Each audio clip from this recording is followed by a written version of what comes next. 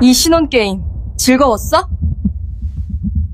사냥꾼이랑 사냥감 위치가 처음부터 잘못 정해졌네. 오늘 이 순간이 오기 전까지 내 인생은 대한민국 모든 여자들의 질투를 한몸에 받는 한편의 로맨틱 코미디 드라마였다. 언론은 우리의 결합을 세기의 결혼식이라 떠들썩하게 보도했고 각종 소셜미디어에는 내 이름 한소희와 남편 박도준의 이름이 마치 금박으로 새겨진 낙인처럼 실시간 검색어 1위를 장악했다. 박도준. 수려한 외모, 막대한 재력, 대한민국 굴지의 건설기업 천성건설의 유일한 후계자. 그에 반해 나는 광화문 빌딩 숲 어딘가에서 평범한 사무직으로 일하던 지극히 평범한 집안의 한소희였다. 그런 내가 유리구두를 신은 신데렐라가 된 것이다. 결혼식 날, 내 손가락에 비둘기 알만한 다이아몬드 반지를 끼워주며 그는 세상에서 가장 다정한 목소리로 속삭였다. 소희야, 오늘부터 내 세상에 눈물 따윈 없을 거야. 나는 믿었다. 정말로 믿어버리고 말았다. 그가 나를 위해 짜놓은 달콤한 환상 속에 바보처럼 빠져들어 내가 이 세상에서 가장 행복한 여자라고 착각했다. 신혼 첫날 밤, 우리는 경기도 일산의 최고급 펜트하우스로 돌아왔다. 이 복층 아파트는 그가 내게 준 결혼 선물이었다. 무려 300평이 넘는 공간은 길을 잃을 정도로 광활했다. 통유리창 너머로는 서울의 찬란한 야경이 펼쳐져 있었고 마치 온 세상이 내 발 아래 꿇어 엎드린 듯 했다. 크리스탈 잔 속에서 샴페인 기포가 경쾌하게 춤을 췄지만 박도준의 눈빛은 그 술보다 더 나를 취하게 만들었다. 그는 자주 중요한 비즈니스 전화를 받아야 한다며 잠시 자리를 비웠다. 나가기 전 내 이마에 가볍게 입을 맞추는 것도 잊지 않았다. 기다려, 나의 공주님. 나의 공주님이라는 그 한마디에 심장이 미친 듯이 뛰었다. 알코올 기운과 벅차오르는 행복감에 머리가 어지러질할 무렵 문득 장난기 어린 생각이 떠올랐다. 그에게 깜짝 선물을 주고 싶었다. 우리만의 신혼 첫날 밤을 위한 작고 귀여운 숨바꼭질 같은 것 말이다.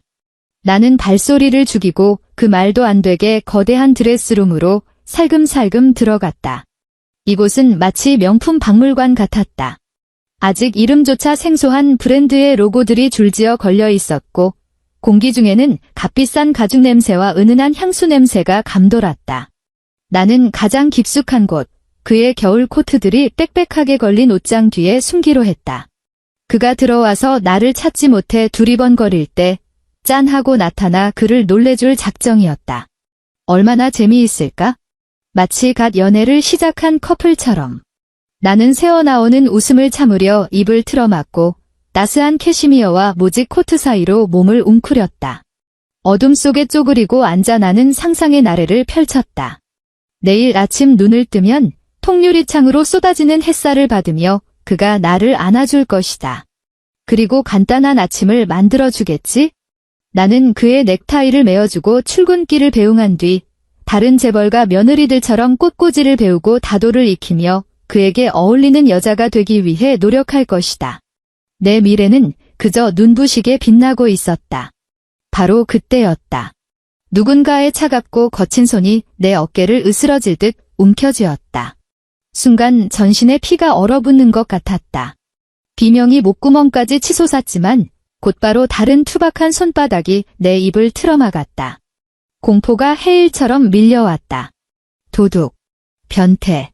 머릿속이 하얗게 비어버렸다. 어둠 속에서 사포로 문지른 듯 거칠고 쉰 목소리가 귓가에 들려왔다. 소리 내지 마, 죽고 싶지 않으면? 나는 미친 듯이 발버둥 쳤다. 눈물이 왈칵 쏟아졌다. 하지만 나를 제압한 손은 강철처럼 꿈쩍도 하지 않았다. 문틈으로 새어들어온 한 줄기 희미한 빛에 의지해 나는 남자의 얼굴을 보았다. 이마부터 턱까지 무언가에 찢겨나갔다가 엉성하게 꿰매진 듯한 흉측한 흉터가 뒤덮인 얼굴이었다. 그 눈동자에는 욕망 따윈 없었다. 오직 죽음처럼 고요하고 타오르는 증오의 재만 남은 눈이었다. 널 해치러 온 게 아니야? 남자는 나의 공포를 감지했는지 목소리에 지친 기색을 섞어 말했다. 난 박도준을 죽이러 왔다. 하지만 너까지 내 여동생처럼 만들 순 없어. 여동생. 무슨 여동생. 머릿속에 물음표가 가득 찼지만 살아야 한다는 본능이 발버둥을 멈추게 했다. 나는 공포에 질린 눈으로 그를 빤히 쳐다보았다. 남자는 안도한 듯 한숨을 내쉬더니 품에서 낡은 휴대폰을 꺼내 이어폰을 꽂았다. 그러고는 그중 한쪽을 내 귀에 꽂아주었다. 혹여나 내가 아플까 봐 조심스러운 손길이었다. 들어봐. 이어폰 너머로 지직거리는 전류 소리가 들리더니 이내 내가 너무나도 잘 아는 목소리가 흘러나왔다. 내 남편, 박도준의 목소리였다. 하지만 그 목소리에는 평소의 다정함이라곤 찾아볼 수 없었다. 오직 소름 끼치는 냉혹함과 짜증만이 묻어날 뿐이었다. 보험 처리는 다 끝난 거지? 김 변호사? 네, 박 대표님. 앞선 3번의 경우와 마찬가지로 수익자는 대표님 본인입니다. 상해의 사망보험금이 꽤 쏠쏠해서 이번 천성건설 자금 구멍을 메우기엔 충분할 겁니다. 낯선 남자의 목소리가 대답했다. 좋아. 박도준의 목소리에 만족스런 비웃음이 섞였다. 이번 시나리오는 짰어. 지난번 이유나 때처럼 시끄러워지는 건 사양이야. 그 여자 가족들이 아직도 귀찮게 굴잖아. 이유나 기억이 났다.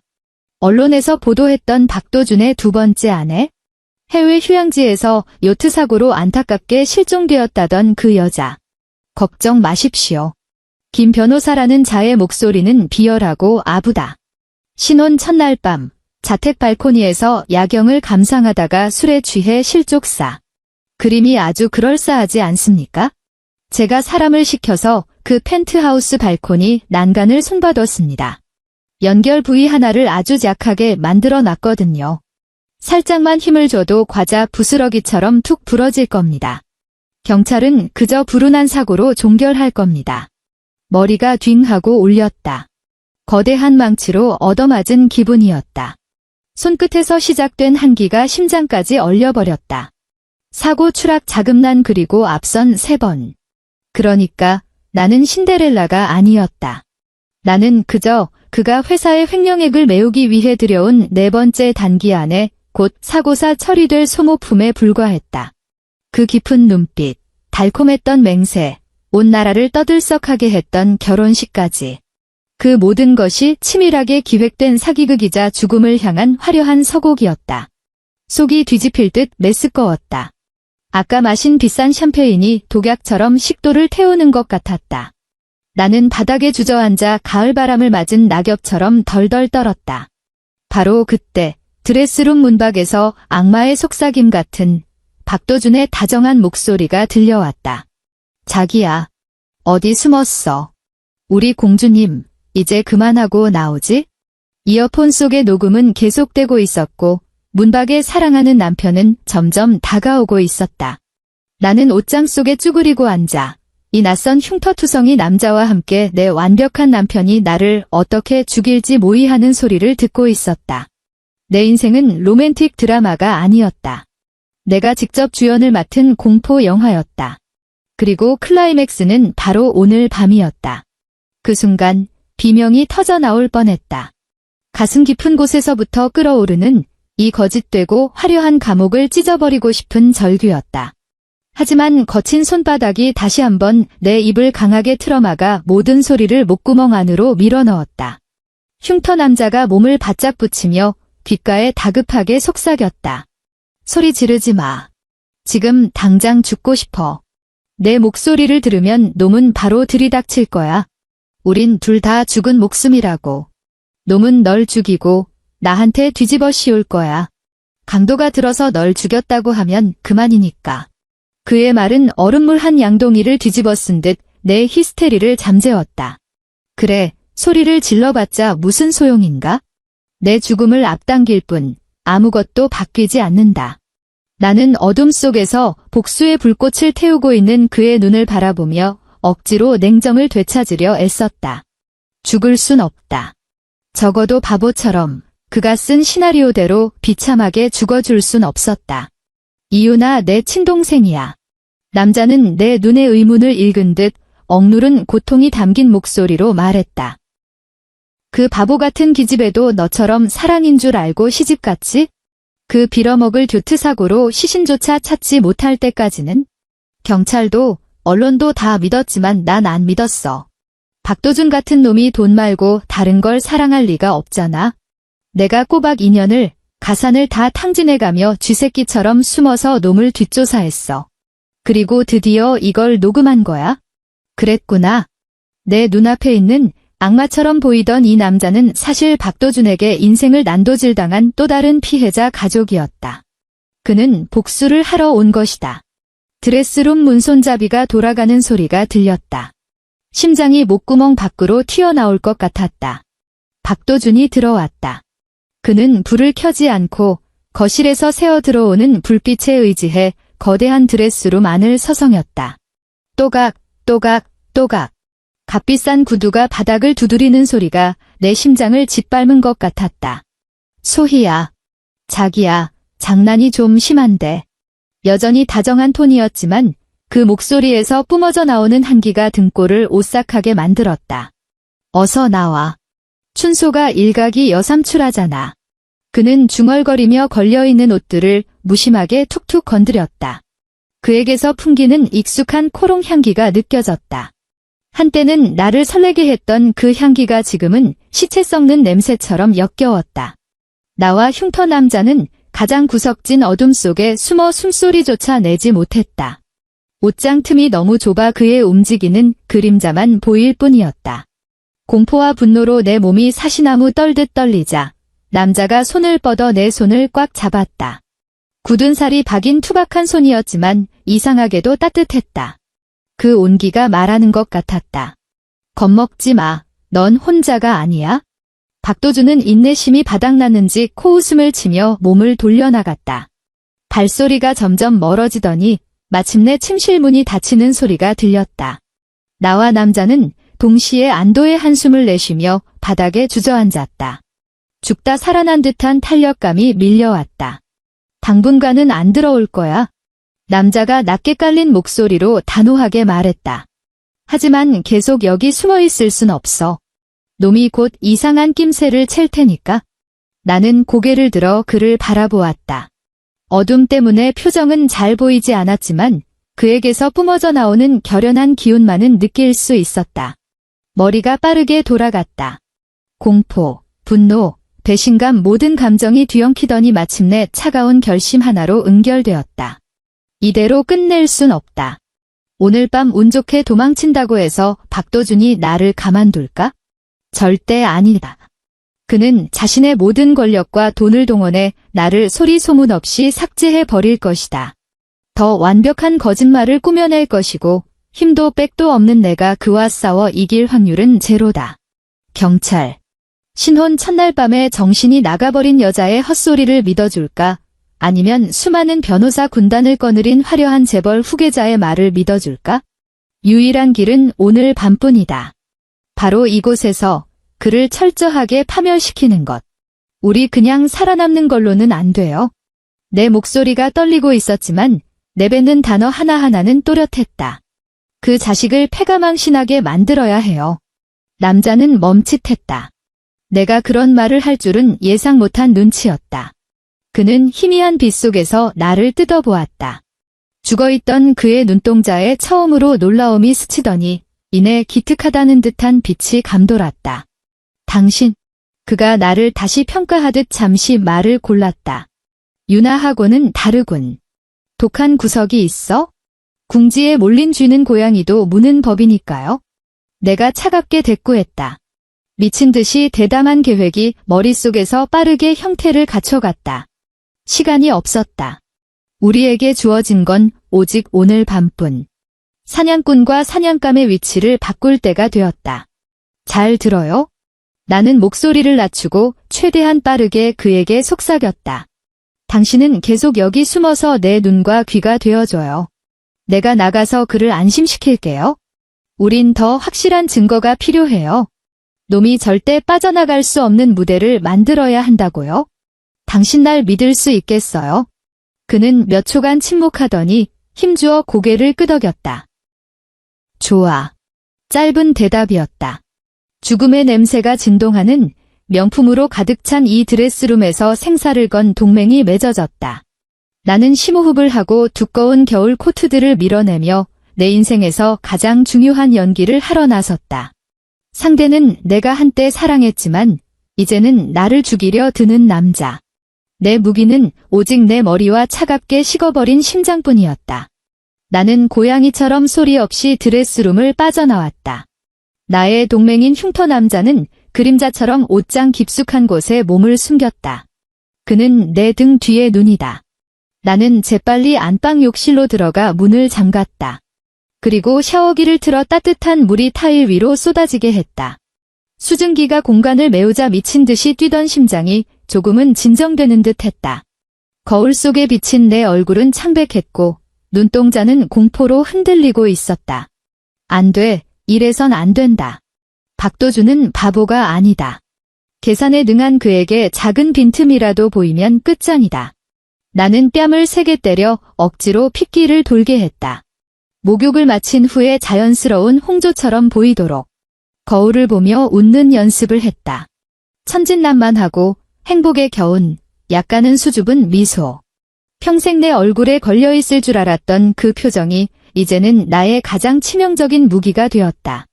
5분쯤 지났을까?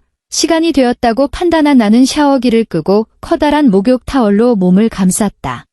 젖은 머리카락에서 물방울이 뚝뚝 떨어지는 채로 맨발로 욕실을 나섰다. 박도준은 거실 소파에 앉아 와인 잔을 들고 있었다. 미간을 살짝 찌푸린 채 무언가 골똘히 생각 중인 듯 했다.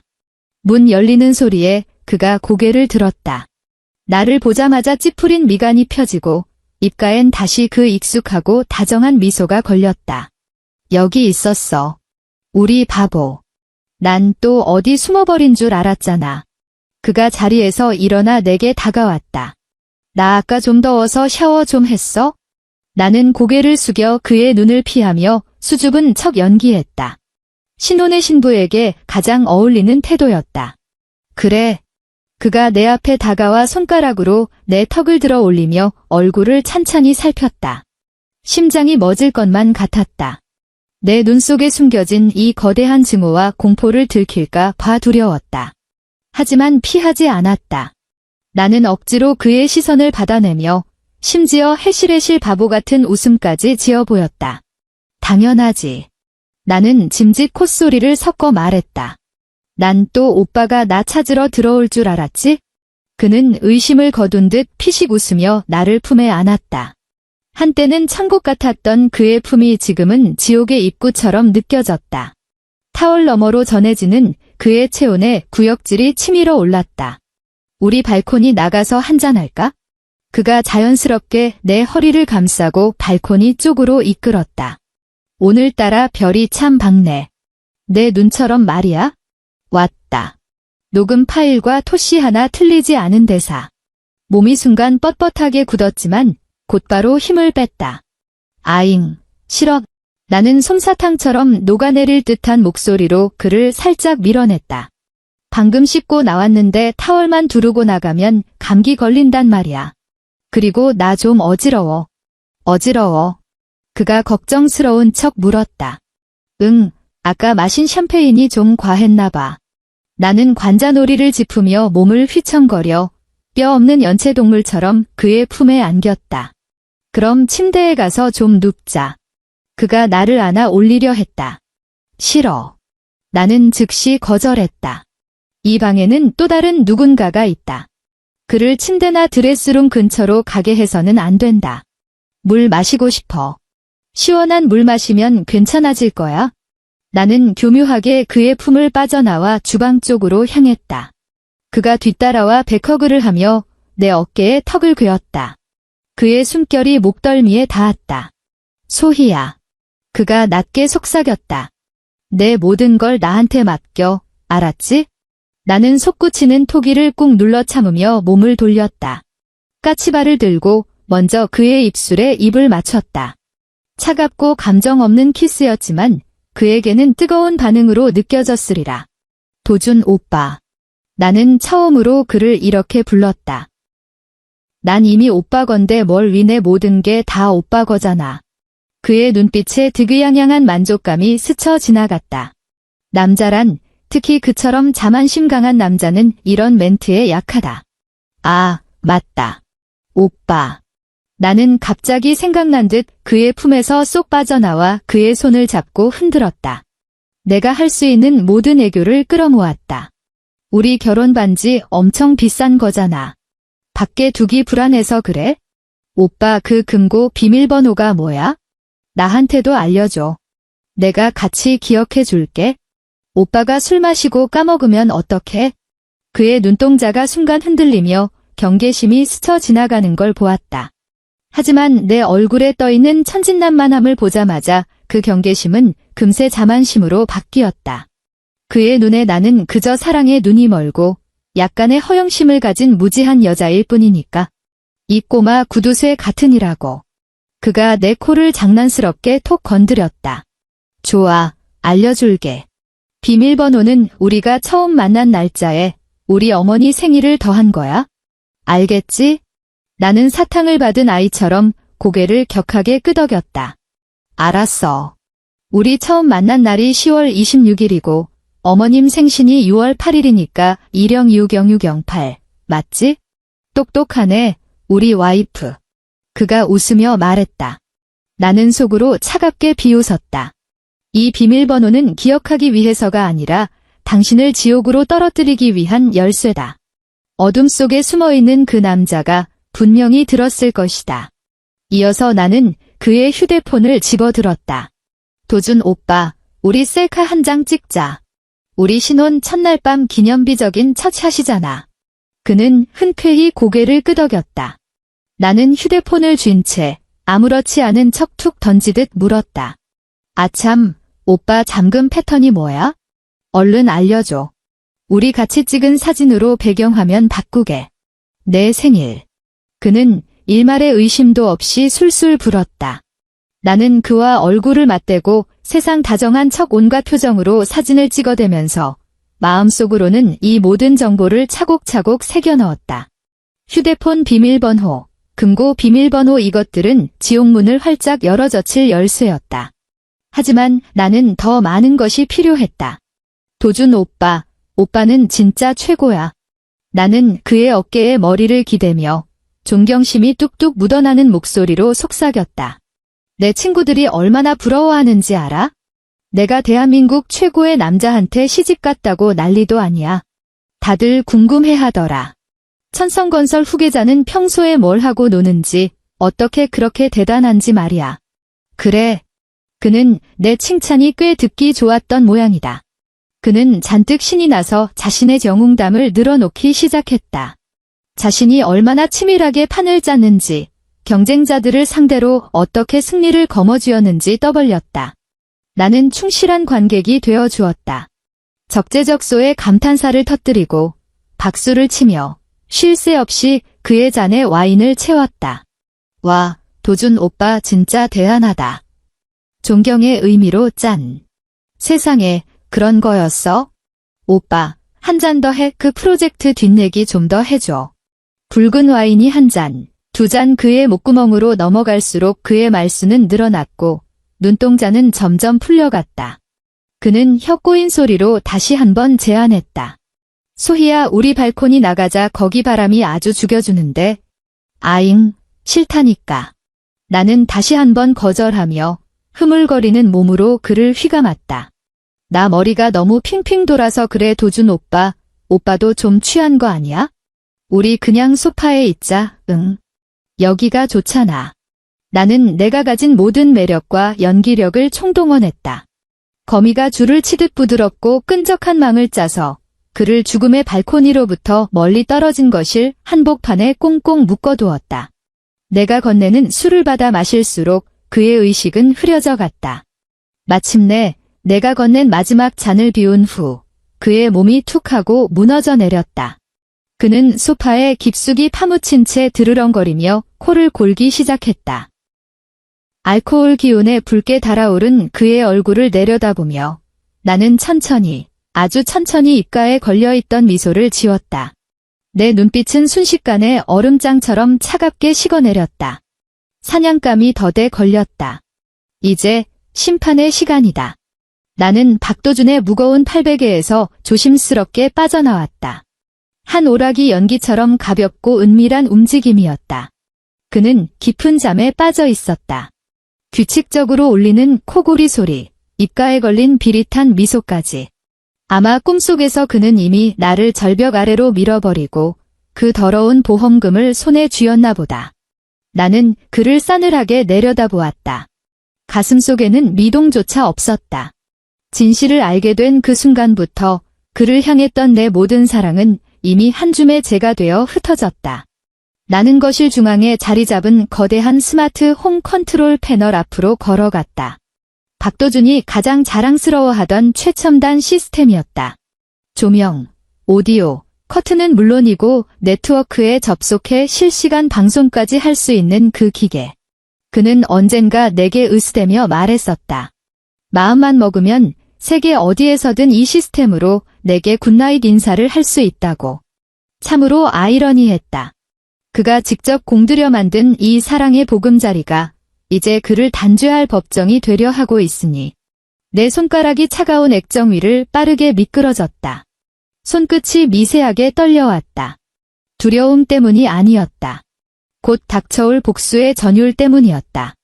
나는 라이브 방송 기능을 찾아 활성화하고 망설임 없이 내 개인 소셜미디어 계정과 연동시켰다. 우리의 결혼식 덕분에 팔로워가 수백만으로 폭증한 바로 그 계정이었다. 이어서 양가 친인척과 정재계 거물들이 모두 모여있는 결혼식 하객단체 채팅방을 찾아 방송 링크를 소리 소문 없이 공유했다. 그리고 정성스럽게 작성한 문구 하나를 덧붙였다. 축하해주신 모든 분께 감사드려요. 도준 오빠와 제가 보답의 의미로 작은 서프라이즈를 준비했답니다. 모든 준비를 마친 나는 깊게 숨을 들이마셨다. 그리고 드레스룸이 있는 벽을 향해 가볍게 3번 두드렸다. 똑, 똑, 똑. 그것은 우리가 미리 약속한 신호였다. 잠시 후 드레스룸 문이 열리고 흉터 남자가 걸어 나왔다. 그의 손에는 서슬 퍼런 칼날이 들려 있었다. 주방에 있던 과도였다. 그는 소파 앞으로 다가와 수레떡이 되어 널브러진 박도준을 위해서 내려다보았다. 그의 눈에는 녹지 않는 증오가 이글거리고 있었다. 시작합시다. 내가 낮게 말했다. 그는 고개를 끄덕이더니 손을 뻗어 사정없이 박도준의 뺨을 후려갈겼다. 짝, 짝. 정적을 찢는 파열음이 거실을 울렸다. 박도준이 고통에 신음하며 개슴츠레 눈을 떴다. 그리고 눈앞에 들이밀어진 흉측한 흉터 얼굴과 목덜미에 닿는 차가운 칼날을 인지한 순간 술기운은 거짓말처럼 증발해버렸다. 그는 공포에 질려 눈을 부릅뜨고 비명을 지르려 했지만 남자가 다른 한 손으로 그의 입을 억세게 틀어막았다. 박도준. 남자의 목소리는 지옥 밑바닥에서 긁어올린 듯 거칠고 낮았다. 나 기억하나? 박도준의 눈동자가 공포와 혼란으로 심하게 요동쳤다.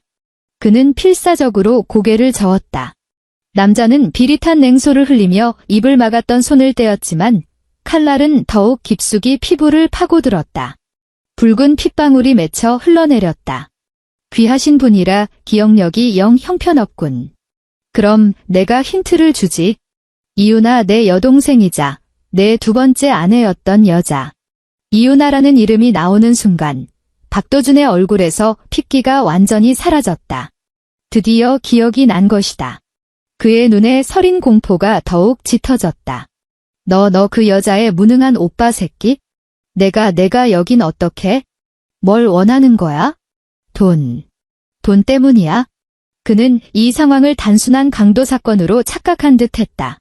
목소리에 재벌 후계자 특유의 오만함이 다시 고개를 들었다. 말해봐, 얼마면 돼? 100억. 아니면 200억. 지금 당장 꺼져주면 없던 일로 해줄 수도 있어. 나는 천장에 매립된 광각 카메라가 우리 3사람을 완벽하게 담고 있는지 확인하며 조금 떨어져 서 있었다. 죽음이 코앞에 닥친 순간에도 저토록 거만하게 구는 꼴이라니. 속에서 비웃음이 터져나왔다. 아주 좋아. 내가 원하던 그림이 바로 이거야? 흉터 남자 역시 그의 뻔뻔한 태도에 격분했다. 그는 칼등으로 박도준의 뺨을 툭툭 쳤다. 어찌나 세게 쳤는지 금세 붉은 자국이 부어올랐다. 돈. 내가 너 같은 놈처럼 돈에 미친 줄 알아? 남자가 짐승처럼 으르렁거렸다. 난 오직 내 입으로 직접 듣고 싶을 뿐이야. 내 동생이 도대체 어떻게 죽었는지. 그 여자. 사고사였잖아. 몰라. 박도준은 여전히 오리발을 내밀었지만 시선은 불안하게 흔들렸다. 사고. 남자가 헛웃음을 터뜨렸다.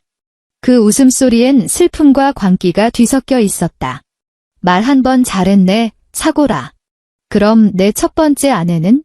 결혼기념일에 식중독으로 죽은 그 불쌍한 여자도 사고였나?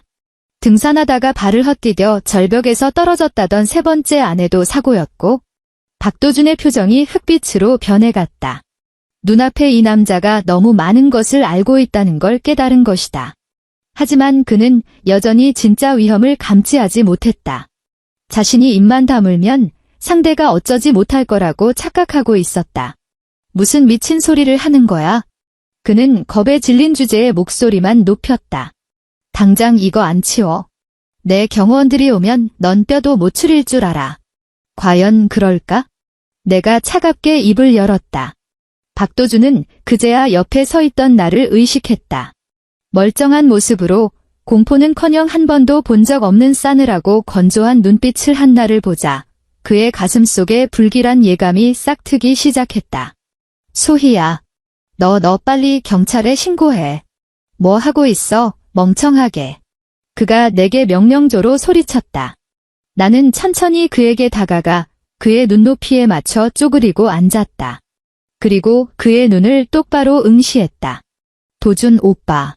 내 목소리는 나직했지만 칼날보다 날카로웠다. 오빠는 모르지? 내가 아까 옷장 속에 숨어서 아주 재미있는 걸 들었거든. 나는 휴대폰을 꺼내 재생 버튼을 눌렀다. 그와 김 변호사가 나누었던 그 역겨운 대화가 거실에 또렷하게 울려 퍼졌다. 이번 시나리오는 짰어. 신혼 첫날 밤, 자택 발코니에서 야경을 감상하다가 술에 취해 실족사. 녹음된 자신의 목소리를 듣는 순간 박도준의 얼굴은 시체처럼 하얗게 질려버렸다. 목이 졸린 개처럼 캑캑거릴 뿐 말 한마디 제대로 내뱉지 못했다. 그의 눈동자는 극한의 공포와 믿을 수 없다는 현실 부정으로 떨렸다.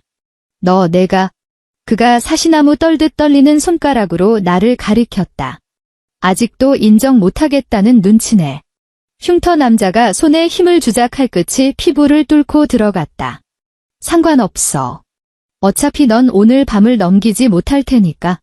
죽기 전에 내 호기심이나 채워줘라. 어떻게 그 여자들을 그렇게 감쪽같이 자연사시킨 거지? 특히 내 동생 유나, 그 애는 물을 끔찍하게 무서워했는데 어떻게 한밤중에 혼자 요트를 몰고 나갔다는 거야? 죽음의 공포 때문이었을까? 아니면 어차피 이 둘을 죽이지 않고서는 살아나갈 수 없다는 자포자기였을까? 혹은 뼛속까지 박힌 오만함이 그를 지배한 탓일까? 박도준이 갑자기 발작적으로 웃음을 터뜨렸다. 으하하하 알고 싶어? 그래, 알려주지. 그는 악귀 같은 표정으로 고래고래 소리를 질렀다. 그 멍청한 년. 샴페인에 수면제를 타서 먹였지? 골아떨어진 걸 바다에 던져버리고 요트 바닥에 구멍을 냈어. 아주 간단하잖아? 경찰이 뭘 알아내는데? 아무것도 못했어. 첫 번째 그 병약한 년도 마찬가지야. 위장약 대신 알레르기 유발약을 바꿔치기 했을 뿐이라고. 세 번째 년은 더 멍청했지? 절벽 끝 뷰가 끝내준다고 하니까 내가 미리 손봐둔 그 낭떠러지 쪽으로 눈을 감고 걸어가더군. 다들 똑같아. 나를 미치도록 사랑한 멍청이들이었어. 날 위해서라면 죽는 신용이 아니라 진짜 죽어줄 년들이었다고. 그는 흥분에 취해 침을 튀기며 자신의 살인 행각을 무용담처럼 떠벌렸다. 하나하나 묘사할 때마다 그의 얼굴에는 변태적인 쾌감이 번졌다. 이제 내 차례야, 한소희. 그가 독사 같은 눈으로 나를 쏘아봤다. 재수없게 이 잡놈 때문에 틀어졌지만 상관없어. 너희 둘 다 처리해버리면 그만이야. 나는 여전히 보험금을 타낼 거고 경찰한테는 미친 강도가 들어와서 널 죽였다고 하면 돼. 난 유일한 생존자이자 피해자가 되는 거지. 그는 미친 듯이 웃어댔다. 자신의 그 추악한 얼굴과 제 입으로 시인한 끔찍한 범죄 사실이 스마트 홈 카메라의 냉혹한 렌즈를 통해 전 세계로 생중계되고 있다는 사실은 꿈에도 모른 채 수백만 명의 네티즌, 가족, 친구, 아니 대한민국 전체가 그 순간 똑똑히 목격하고 있었다. 그들이 찬양해 마지 않던 완벽한 남자의 진짜 얼굴, 그 잔혹한 실체를. 심판은 이미 시작되었다.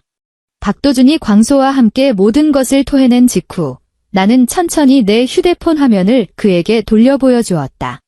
화면 속에는 내 소셜미디어 라이브 방송창이 떠 있었다. 시청자 수는 기하급수적으로 폭증하고 있었고 분노와 경악, 욕설이 담긴 댓글들이 폭포수처럼 쏟아져 내려 화면을 뒤덮고 있었다. 이게 뭐야? 그의 얼굴에서 웃음기가 순식간에 증발했다. 라이브 방송이야, 도준 오빠. 내 목소리는 파동 없는 수면처럼 고요했다. 오빠에게, 그리고 전 국민에게 보내는 내 깜짝 선물이야. 다들 너무 궁금해했거든. 천성건설의 후계자가 껍데기를 벗으면 어떤 인간인지. 그는 화면을 가득 메운 저주 섞인 댓글들을 멍하니 응시했다. 뇌회로가 타버린 듯 했다. 몇 초 후, 법적 처벌에 대한 두려움보다 더 깊고 원초적인 공포가 그를 집어삼켰다. 그것은 자신이 평생 쌓아올린 완벽한 이미지, 그 알량한 재벌가 후계자로서의 위신이 완전히 박살났다는 것에 대한 공포였다. 으아! 인간의 것이라고는 믿기 힘든 짐승 같은 포효가 터져나왔다. 그는 완전히 미쳐버렸다. 온몸의 근육을 쥐어짜며 멍하니 서있던 흉터 남자를 몸으로 들이받아 밀쳐냈다. 그리고 성난 황소처럼 칼을 든 남자가 아닌 나를 향해 돌진했다. 그의 머릿속에는 오직 하나뿐이었다. 자신의 모든 것을 망쳐버린 원흉, 나를 죽여야 한다. 내 목을 물어뜯어서라도 죽여버리겠다. 나는 움직이지 않았다. 심지어 입가에는 희미한 미소마저 감돌았다. 그가 나를 향해 달려오는 이 일직선의 경로 끝에 무엇이 있는지 알고 있었기 때문이다. 그 끝은 내가 아닌 그가 정성 들여 세팅해 놓은 지옥행 발코니였다. 모든 것은 찰나의 순간에 벌어졌다. 핏발선 눈으로 그가 내게 달려들었다. 나는 충돌 직전 아주 가볍게 몸을 옆으로 비켰다. 가속도가 붙은 그는 멈추지 못했다. 괴성을 지르며 내 뒤에 있던 통유리창을 향해 쇄도했다. 그는 무언가를 잡으려 허우적거렸지만 허공을 가를 뿐이었다. 육중한 몸이 발코니로 통하는 유리문에 처박혔고 이성을 잃은 그는 맨손으로 유리를 박살내며 발코니로 튕겨나갔다. 그는 몸을 돌려 다시 내게 덤벼들려 했지만 바닥에 깔린 유리 파편에 발이 미끄러지며 중심을 잃었다. 그는 본능적으로 옆에 있던 난간을 짚었다. 바로 그 난간이었다. 그가 사람을 시켜 손을 봐둔 과자 부스러기처럼 약하다던 그 난간. 우지끈, 소름 끼치는 금속 파열음이 들렸다. 광기로 일그러졌던 박도준의 얼굴이 순식간에 극한의 공포로 뒤덮였다. 그 동공 속에 차갑게 내려다보는 내 모습이 비쳤다. 그 어떤 무게도 견딜 것처럼 튼튼해 보였던 난간은 그의 체중이 실리자마자 힘없이 뚝 끊어져 나갔다. 안 돼. 그가 마지막으로 남긴 것은 밤하늘을 찢는 절규였다. 그리고 그는 시든 낙엽처럼 힘없이 펜트하우스의 까마득한 허공 아래로 추락했다. 이 모든 과정은 카메라 렌즈에 고스란히 담겼다. 폭주하던 채팅창의 댓글들이 그 순간 기이할 정도로 뚝 멈췄다. 전 세계가 목격했다. 이보다 더 완벽하고 이보다 더 잔혹할 수 없는 인과응보의 현장을. 나는 깨진 유리 조각을 밟으며 천천히 발코니 끝으로 다가갔다. 아래를 내려다보았다. 까마득한 아래쪽에는 벌써 사람들이 개미떼처럼 모여들고 있었고 멀리서 경찰차의 사이렌 소리가 찢어질 듯 울리며 다가오고 있었다. 구체적인 모습은 보이지 않았지만 그는 죽지 않았다. 안다. 그 같은 인간에게 죽음은 너무 값싼 잡이다. 전 국민이 지켜보는 가운데 자신이 파놓은 함정에 빠져 추락하고 평생 불구의 몸으로 명예와 돈, 남자의 자존심까지 모두 잃은 채 고통 속에 몸부림치는 것, 그것이야말로 그에게 어울리는 진정한 형벌이다. 흉터 남자가 내 옆으로 다가왔다. 그는 난간 아래를 내려다보며 길게 숨을 토해냈다. 그 한숨 속에는 복수를 끝낸 자의 후련함과 동시에 씻을 수 없는 비애가 담겨 있었다. 난 가야겠어. 그가 말했다. 고마웠어요. 나는 고개를 돌려 그에게 진심을 담아 말했다. 어둠이 아닌 곳에서 그의 얼굴을 제대로 마주한 것은 처음이었다. 흉터는 여전히 끔찍했지만 그의 눈동자만은 비 온 뒤의 하늘처럼 맑게 개어 있었다. 그는 대답 대신 고개를 저으며 주머니에서 무언가를 꺼내 내 손에 쥐어주었다. 낡고 빛바랜 작은 사진 한 장이었다. 사진 속에는 해맑게 웃고 있는 소녀가 젊은 남자에게 기대어 있었다. 흉터가 없는 말끔한 얼굴의 그 남자. 그리고 그 소녀는 의심할 여지 없이 이혼하였다. 내 동생 목까지 잘 살아요. 그가 낮게 읊조렸다. 그 누구보다 보란 듯이 잘. 말을 마친 그는 뒤도 돌아보지 않고 CCTV 사각지대에 있는 비상 계단 쪽으로 몸을 날려 어둠 속으로 사라졌다. 마치 처음부터 존재하지 않았던 유령처럼. 경찰이 들이닥쳤을 때 나는 젖은 목욕 가운을 입은 채 차가운 바닥에 주저앉아 덜덜 떨고 있었다. 손에는 그가 준 사진을 꽉 쥐고 소리 없이 눈물을 흘리며 누가 봐도 나는 끔찍한 사고로 남편이 추락하는 것을 목격한 충격에 빠진 가련한 피해자였다. 그 후의 일들은 일사천리로 진행되었다. 전처들을 살해했다고 자백한 박도준의 라이브 영상은 빼도 박도 못할 증거가 되었다. 천성건설의 주가는 휴지 조각이 되었고 회사는 파산 위기에 몰렸다. 박도준은 목숨은 건졌지만 척추가 박살나 전신마비 판정을 받았다. 그는 남은 평생을 침대에 묶인 채 끝이 보이지 않는 소송과 비난 속에서 썩어가게 될 것이다. 반면 나는 박도준의 법적 아내이자 이 희대의 사건의 최대 피해자로서 유능한 변호사들의 도움을 받아 그가 혼전계약서에 명시했던 막대한 합법적 자산들을 상속받았다. 평생을 써도 다 못 쓸 천문학적인 액수였다. 나는 일산의 그 펜트하우스를 미련 없이 팔아버렸다. 그곳은 내 과거를 묻은 화려한 무덤일 뿐이었다. 흉터 남자는 그날 이후 다시는 나타나지 않았다. 그는 마치 현실 세계의 저격수처럼 목표물을 정확히 제거하고 인파 속으로 사라져버렸다. 나는 상속받은 돈의 일부로 재단을 설립했다. 결혼 생활 내내 폭력과 불합리에 시달리는 여성들에게 법률적, 심리적 지원을 제공하는 곳이었다. 어느 햇살 좋은 오후, 강남의 한 카페 창가에 앉아 거리를 오가는 사람들을 바라보고 있었다. 내 휴대폰으로 발신자 표시 제한 문자 메시지가 도착했다. 짧은 두 글자였다. 잘 살아. 나는 피식 웃음을 터뜨렸다. 그 사람이라는 걸 알았다. 나는 고개를 들어 유리창에 비친 내 모습을 바라보았다. 낯설지만 이제는 너무나 익숙해진 여자가 그곳에 있었다. 얼굴에는 더 이상 어설픈 순진함이나 겁먹은 기색 따윈 없었다. 눈동자 깊은 곳에는 지옥불을 견뎌낸 사람만이 가질 수 있는 고유하고 단단한 평온이 자리 잡고 있었다.